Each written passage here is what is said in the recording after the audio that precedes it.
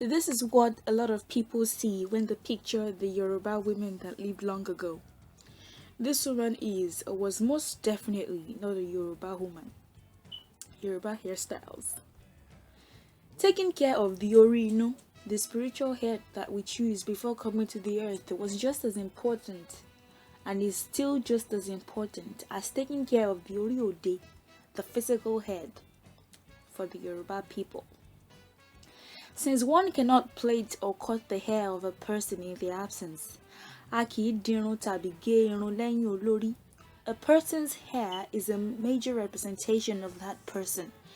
This is why total care must be given to the hairstyle. Even the earth is personified as a woman who has her hair combed with holes while farming. Ilẹ̀ ògèrè, afọkọ́yẹrí. To the ancient Yoruba people, the woman's hair is a beauty. If a woman's hair is tidy and well plaited, she's gorgeous. Ironi ẹwà obìnrin. Hairdressing was not just a way of beautification. It was one of the means of identification and expression. Every profession has a god or goddess associated with it. The Yoruba goddess associated with hairdressing is Osun, goddess of fresh waters, fertility, love, peace, prosperity, beauty, and charm. That's the Osun sculpture in Osogbo, Osun State, Nigeria. According to Yoruba myths, Osun was the first deity or goddess to use a comb and the first hairdresser. After a little meditation, how the first cornrow was made was revealed to me, and I'll share. There are 3 sides or veins in this sleeve. The first woman who wondered about how 3 veins would look if they were placed on top of one another was the first woman to make a cornrow.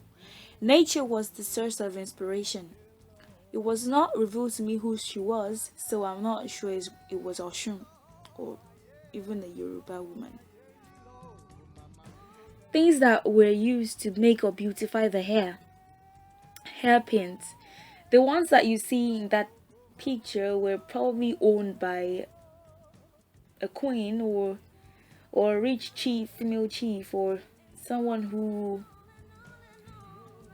or even a male still, someone who owned the horse for transportation, because if you look closely you would see that the little man on there is actually sitting on a horse. Then combs are called the iyarun or yari.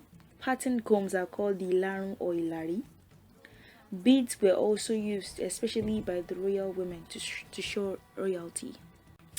Cowrie shells for divination are common among priestesses and diviners. Very elaborate, neat, and gorgeous hairstyles are common amongst the Osun worshippers. As the goddess was the first and best hairdresser, and she's believed to be the one who inspires hairdressers.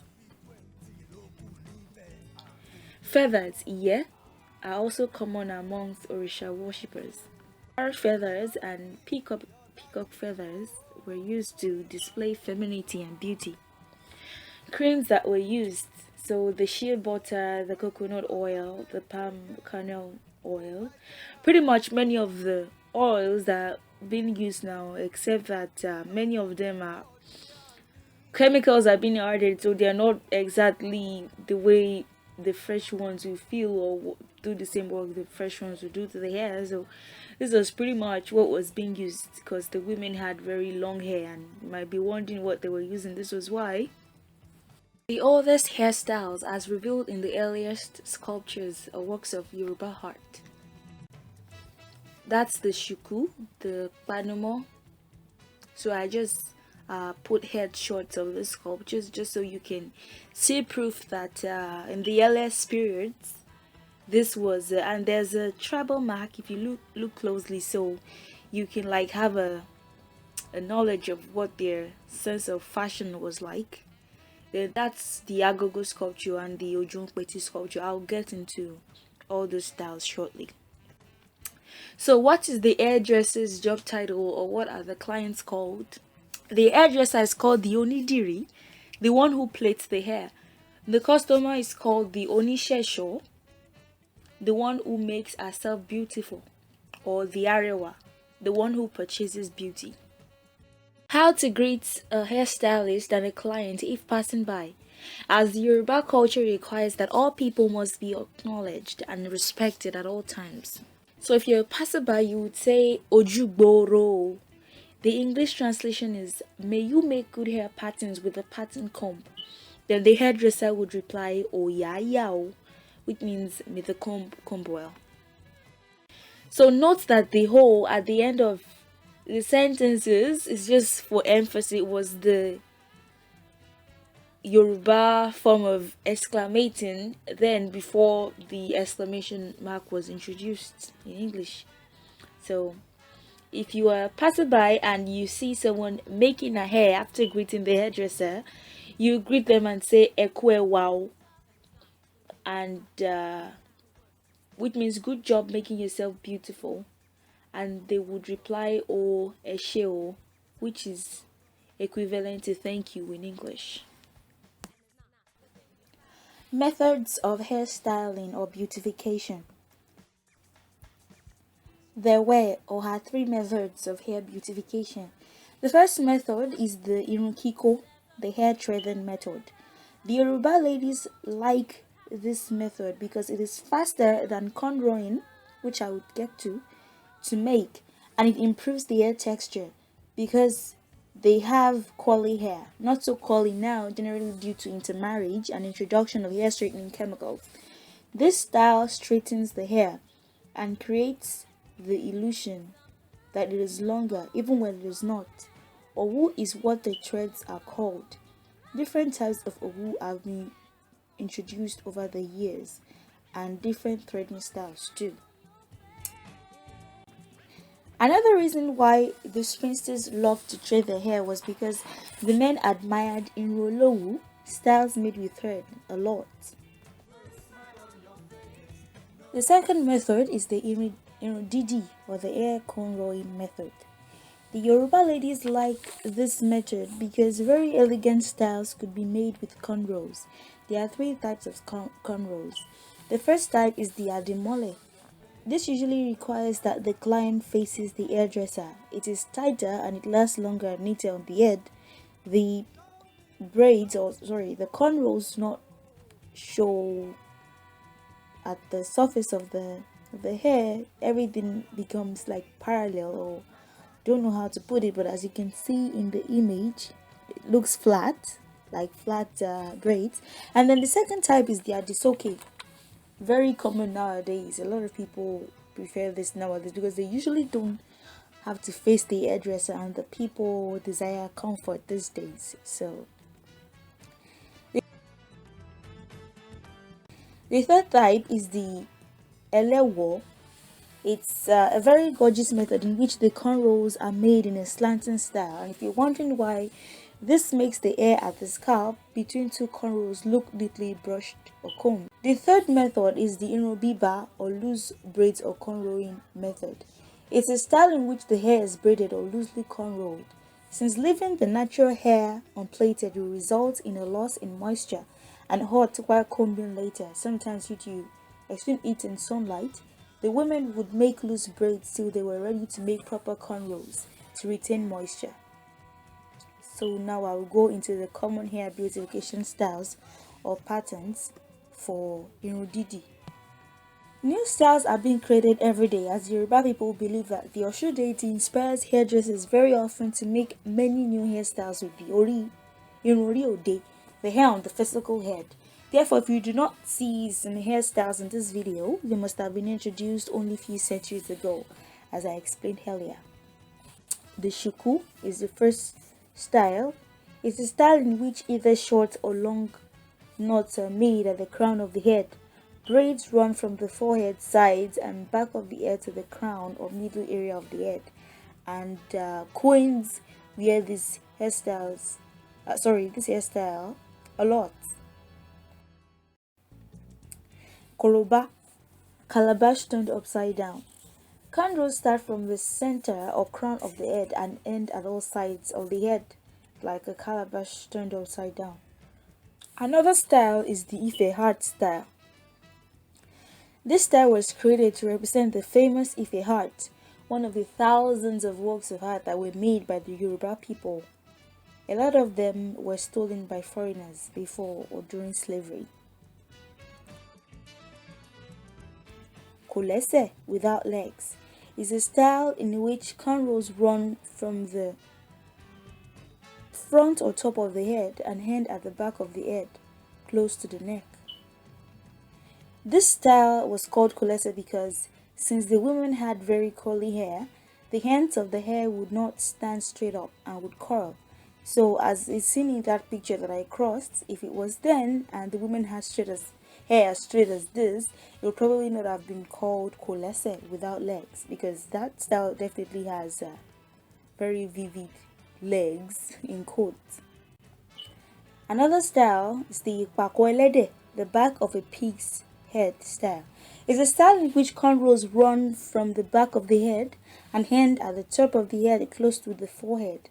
This style is slowly going extinct because a lot of ladies do not like how the back of their heads are shaped after making this style.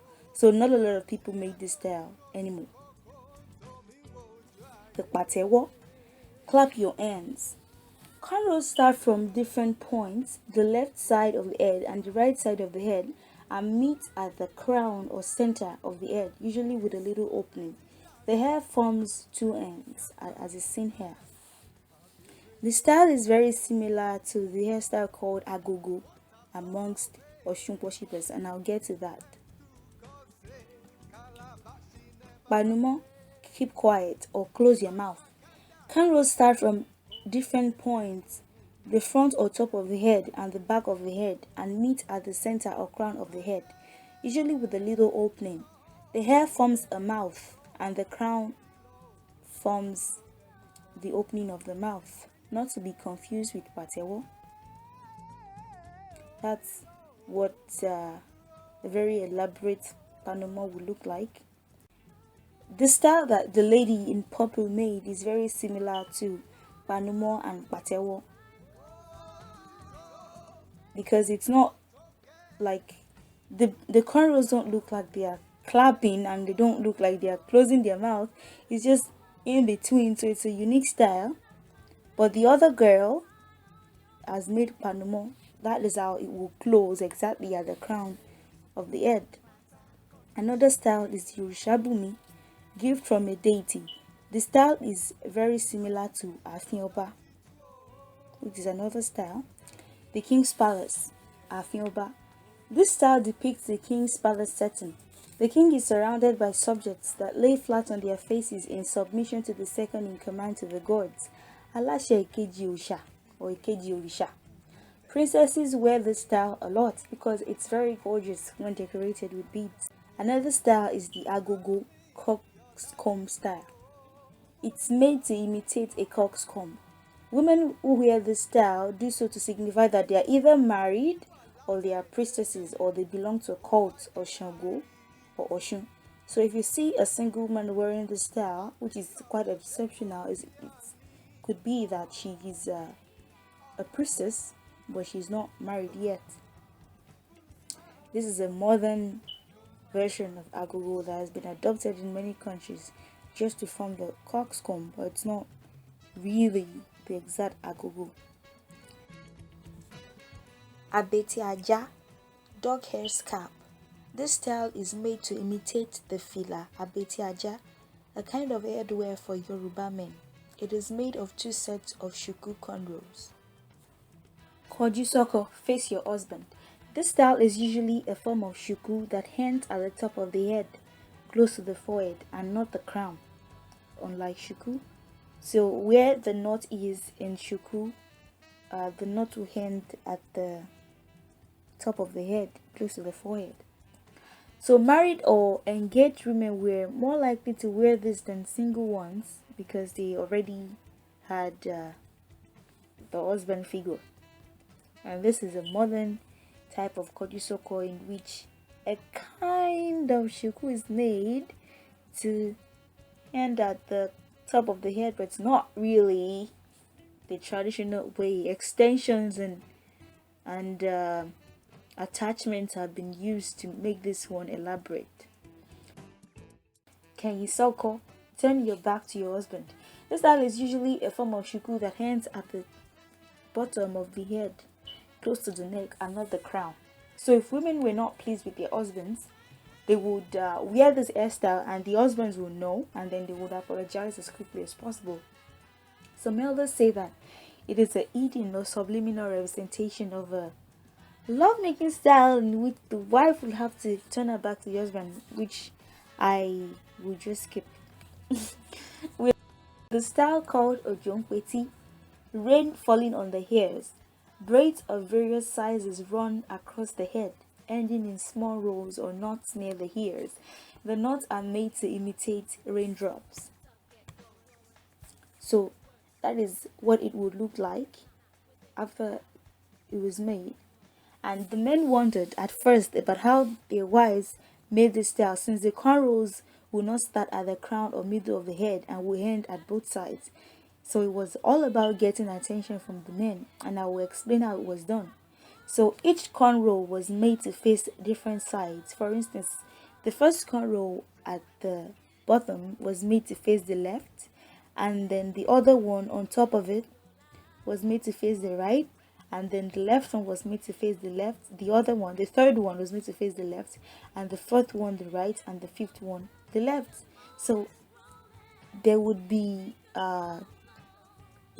braids at the end of both sides, and for women that had long hair, it would even have more effect, because then the hair would be all curled up, and then it would have the men confused about where the hair. So that was another way to get attention.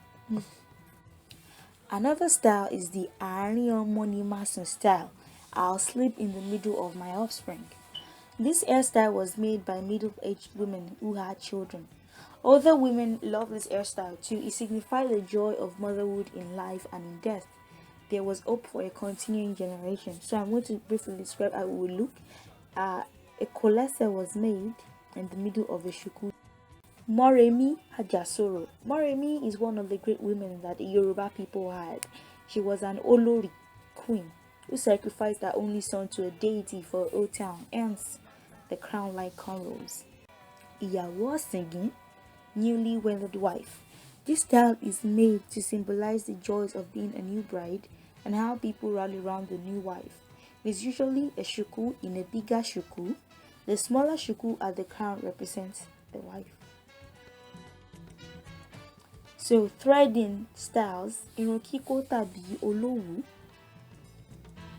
So this is a threaded version of AGOGO.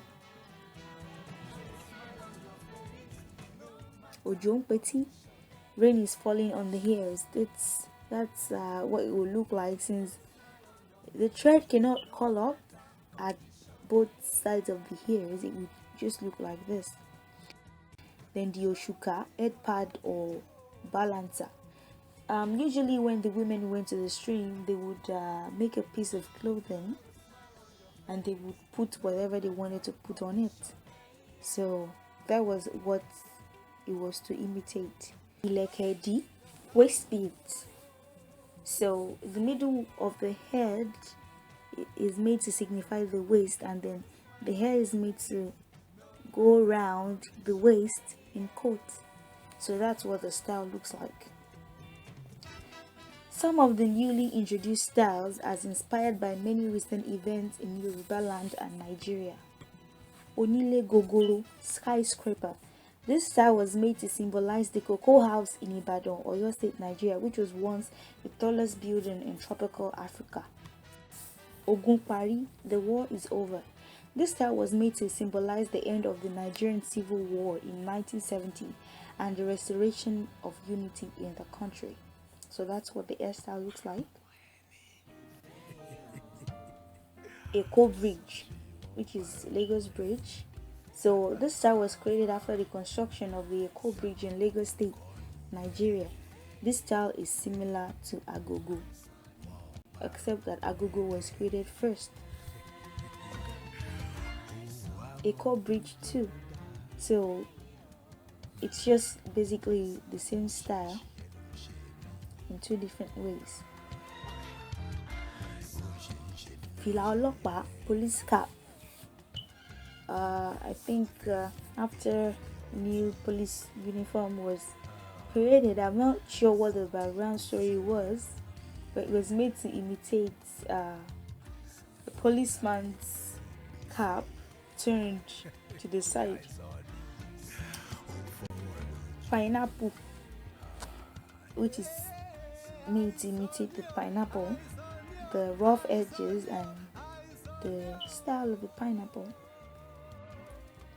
So I have included pictures of a woman plaiting hair 1973, and this was what the styles looked like. So you can pause and see and study if you are really interested in knowing how to make the styles. This was just like a sign that was used then to note the different styles. The Eko bridge was the second one, the third Alaja, the fourth Ilekedi, the fifth Nigeria Drive Right was made when cars were required to drive on the right side of the road rather than the left that it was before. Then the Ogun Pari, the Morimo, the Sex Act, the Koto, the Adabo Please, the Remo Carpet, and the Ogun Pari again. Some of the taboos or AWO for hairdressers and clients, usually for every profession in Yoruba land, there's a taboo, something they must do and something they must not do. Hairdressers must not eat during hair plaiting sections, and I'll tell you why. The reason is because the client's hair could get infested with dandruff. Ancient Yoruba people appreciated professionalism greatly. Therefore, this tradition was passed on and it later became a taboo to eat while making someone's hair. Another one is the hairdresser must not wash her hands immediately before or after a hair plaiting section. They believe that our hands will not be, our braids will not be straight, and then the patterns will not be as they are supposed to be after. So she will not be patronized that well anymore. So it's a taboo. You won't see a hairdresser who has just made the hair wash her hands immediately. So I have explained here. And so she will lose customers. The client must not bargain with the hairstylist on the price of the hair. The reason is because Akino Eledaini, one does not bargain for one's destiny. The hair is too important to the Yoruba people, and no amount of money spent on one's head is too much. Hairstylists actually created this taboo so that they would not have to bargain with clients anymore, and they would make more carries. Another taboo for the client is that the client must not refuse to pay the hairstylist fully. And the reason is because of the importance of the ori, and that if the client does not pay the hairdresser fully, our destiny or our ori will stay with the hairstylist till she pays up. So hairstylists created this taboo so that people would pay promptly for their services.